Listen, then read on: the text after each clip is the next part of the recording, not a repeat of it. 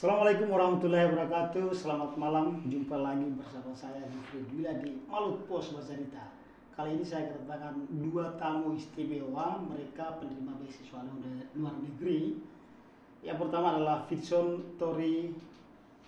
Selamat Ya, betul. datang. Terima kasih. Apa kabar? Puji Tuhan sehat. Sehat. Iya, puji Tuhan. Universitas mana? Universitas Panunia. Oke. Iya. Yang kedua Hartati Haji Arsad. Selamat malam. Malam.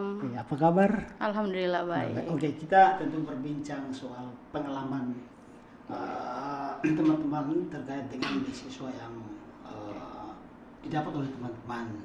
Nah, saya ke Bung Vitson dulu. Iya. Boleh cerita soal pengalaman mengapa dan bagaimana cara sehingga bisa dapat beasiswa luar negeri? Mengapa beasiswa ya? Pertama, kuliah ke luar negeri itu butuh biaya yang cukup besar. Jadi untuk dengan beasiswa itu paling tepat kita bisa kuliah ke luar negeri. Bisa dibilang saya selama kurang lebih 2 tahun di Eropa, di Hungaria itu kalau secara finansial mungkin 1 M bisa habis ya gitu. Nah kalau secara pribadi akan tidak bisa sampai sebanyak itu, saya harus membayar uang kuliah sampai selesai. Nah dengan beasiswa lah tepat saya untuk bisa kuliah sampai selesai. Nah kemarin itu saya puji Tuhan dipercayakan dan diberi kesempatan untuk mendapat beasiswa di negara Hungaria, tepatnya di Eropa Tengah. Itu dengan beasiswa dari negara di sana, namanya Stipendium Hungaricum. Itu adalah program beasiswa yang ditawarkan oleh pemerintah negara Hungaria kepada 70 lebih negara, termasuk salah satunya Indonesia. Iya betul. Di angkatan saya sendiri itu kita dari Indonesia. Di Maluku Utara sendiri, Bung sendiri? Saya pertama kali orang. Pertama kali. Ya, saya orang pertama untuk beasiswa ini ya. Tapi kalau beasiswa lain ada, cuman untuk beasiswa Stipendium Hungaricum atau beasiswa yang diberikan oleh pemerintah negara Hungaria itu baru saya orang pertama untuk Maluku Utara. Oke, tahan dulu. Kita ke Mbak Tati. Di negara mana, Mbak Tati? Di Rusia, di kota Moskow. Ya, cerita boleh sedikit pengalaman mengapa bisa dapat beasiswa ke Rusia. Oke, untuk nama beasiswanya saya itu Russian Government Scholarship atau beasiswa pemerintah Rusia. Itu juga diberikan langsung oleh pemerintah Rusia tanpa campur tangan dari pemerintah Indonesia. Jadi saya dapatnya itu tahun 2018 dan 2018. Itu ya. Dan selesainya 2021 kemarin itu sudah include 1 tahun untuk belajar bahasa Rusia selama 1 tahun di Moskow juga. Jadi 3 tahun saya kuliahnya. Di universitas apa di Rusia? Nama universitasnya Higher School of Economics, tapi bisa kita kenal juga National Research of Economics gitu. National Research of University di Moskow gitu. Iya, kadang-kadang orang Maluku Utara sering menganggap bahwa untuk mendapat beasiswa luar negeri itu sulit. Iya. Nah, sekarang saya mau tanya ke Vitson, apakah memang benar sulit ataukah mudah? Kalau bilang sulit, bisa dibilang iya, bisa dibilang susah gampang gitu. Karena gampang susah. Ya, gampang susah ya gitu. Dikembalikan ke setiap orangnya, cara bagaimana dia untuk bisa mendapatkan beasiswa. Ada dengan 1 kali tes langsung dapat, ada yang 2 kali, bisa 3 kali dan sebagainya. Dan kalau untuk saya sendiri, puji Tuhan. Tes berapa kali? Kalau saya program ini saya 1 kali aja. 1 kali tes. Maka saya luar biasa ya. Iya. Ya, kalau Mbak Tati? 1 kali juga. 1 kali. Iya, soalnya beasiswanya kurang populer ya Kak. Iya. Beasiswanya kita bisa kurang populer, kayak LPDP itu kan kayak populer, atau kayak ASS itu juga populer. Tapi kalau untuk beasiswanya kita yang dikasih dari pemerintah negaranya langsung itu biasanya kurang tersalurkan ya kepada mahasiswa-mahasiswa yang pengen lanjut untuk S2 di luar negeri atau gitu. Jadi bisa dibilang itu beasiswa yang kita berdua ini mungkin baru pertama-pertama di negara timur, Indonesia Timur maksudnya. Yang biasa familiar di Indonesia Timur itu beasiswa lain, contohnya LPDP atau yang ke Australia dan sebagainya itu yang sudah familiar. Nah untuk yang beasiswa saya sama Tati ini kita tuh baru pertama kali, jadi ya wajar kita berdua orang pertama di Maluku Utara gitu. Dari beasiswa dia sama beasiswa saya juga kayak orang pertama. Baru pertama kali untuk Maluku Utara baru. Iya kita. As long as I know ya, as long. Ya untuk mahasiswa yang kita ya, gitu. Bukan beasiswa yang lain, beasiswa kita. Gitu. Oh iya, berarti tentu ini tidak sulit, mudah ya. Bisa dibilang susah juga soalnya kita harus belajar bahasanya. Kalau saya sih, dan saya harus lulus untuk belajar bahasa Rusia. Soalnya di sana juga belajar bahasa Rusia, pengantarnya bahasa Inggris juga. Bisa bahasa Rusia? Iya, конечно. Bisa. Yes, I can.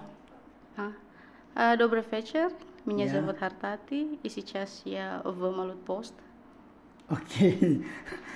Oh, Bung Vincent, Iya, apa nih? Apa nih? soal bahasa Hungaria. Kalau Ini bahasa kan Hungaria itu kadang-kadang kita di sana itu belajar 1 semester. oh satu Jadi kita semester. basicnya karena kenapa kita belajar basicnya?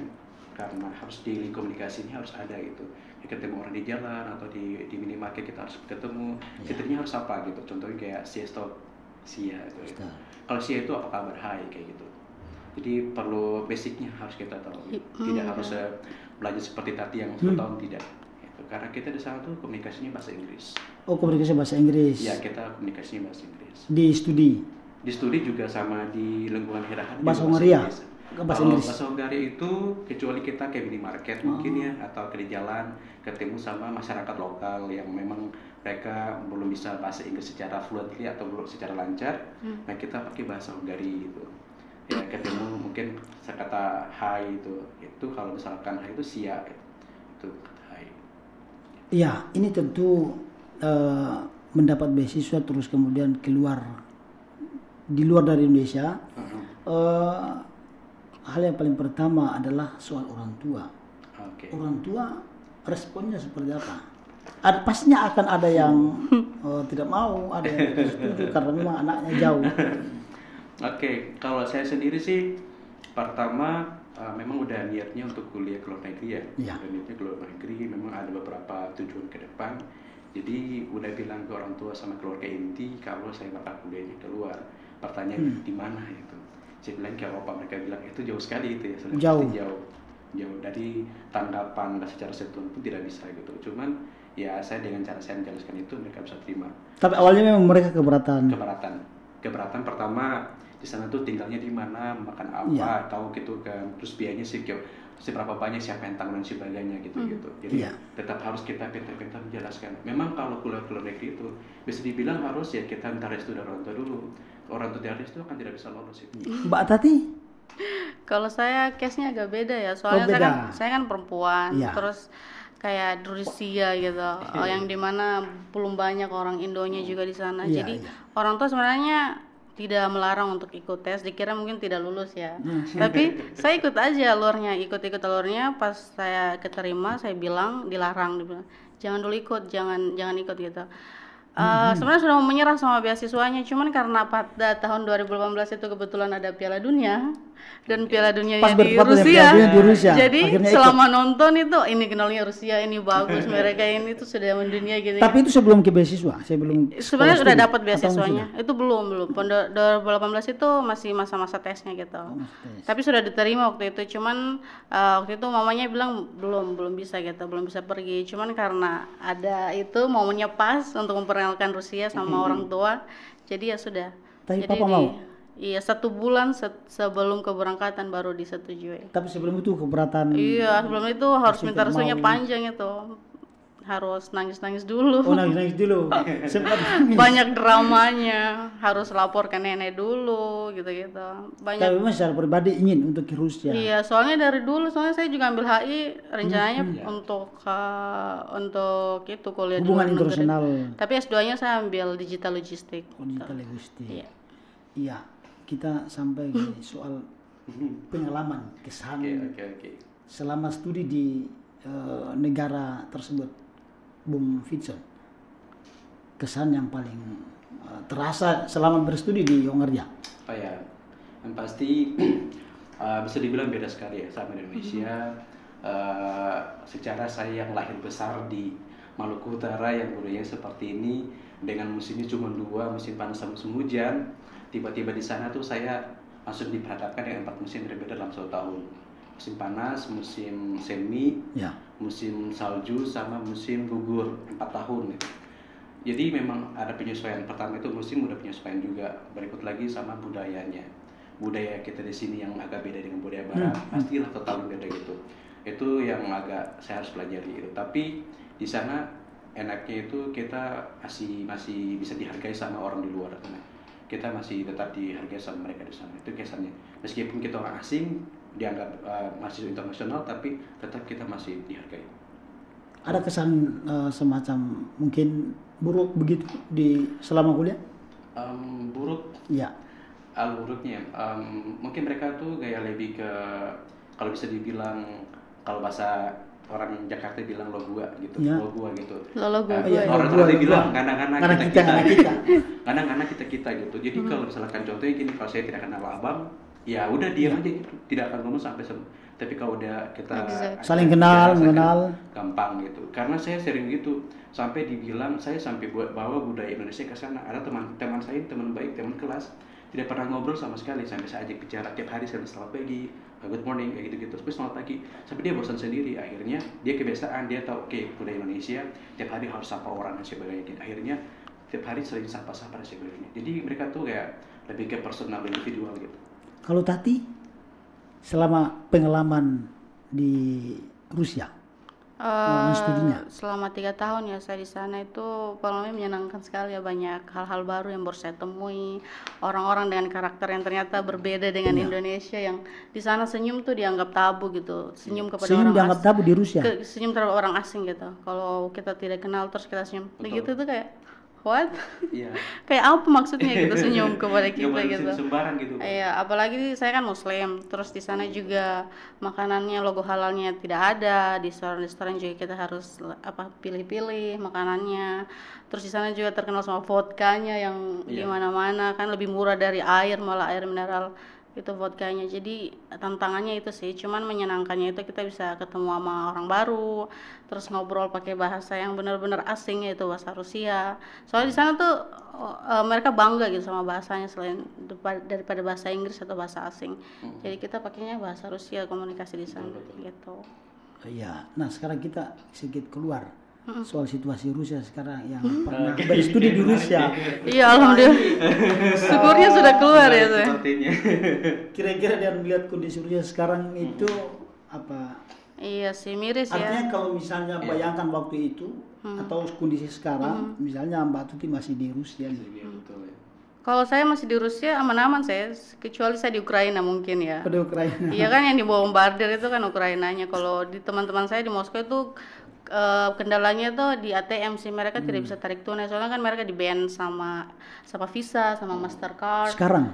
Iya, terus McD juga sudah keluar. Tapi sering berkomunikasi sama teman-teman. Iya, masih di banyak, Rusia. soalnya masih banyak teman-teman di sana, masih junior di Rusia sana. Terus mereka bilang, ya nih soalnya di sini kayak banyak akses yang sudah dibatasi. Tapi kalau untuk perkuliahan masih normal. Bahkan sekarang bordernya udah dibuka, orang Indonesia udah bisa ke Rusia. Bisa ke Rusia. Iya. Ya. Oke. Jadi kalau bisa dibilang itu, kenapa tadi ATM bisa di ban itu, karena kita masih selama di sana di Eropa itu masih bisa menggunakan ATM Indonesia, karena di BNI kita masih bisa pakai itu. Jadi tarifnya sama di sana gitu bang. Jadi kalau sekarang mungkin karena kondisi Rusia sekarang bisa di ban semua gitu, jadi nggak bisa transaksi itu cash seperti itu. Oh iya iya. Oke, terakhir pesan untuk anak muda Maluku Utara. Saya ke Mbak Tati dulu. Oke. Untuk anak Maluku Utara. Untuk teman-teman Maluku Utara, jangan pernah takut untuk mencoba beasiswa, jangan pernah takut untuk cari-cari, maksudnya jangan bermalas gitu untuk cari-cari beasiswa. Soalnya beasiswa tuh melimpah gitu sekarang, sudah banyak. Dan mereka butuh mahasiswa-mahasiswa dari dari Indonesia, mahasiswa internasional untuk menaikkan rate-nya mereka juga kan Kak. Jadi beasiswa sebenarnya banyak, cuman dari kitanya saja yang mau mencari. Soalnya saya juga cari beasiswa pemerintah Rusia ini juga bukan 1 kali 2 kali mencari, banyak mencari.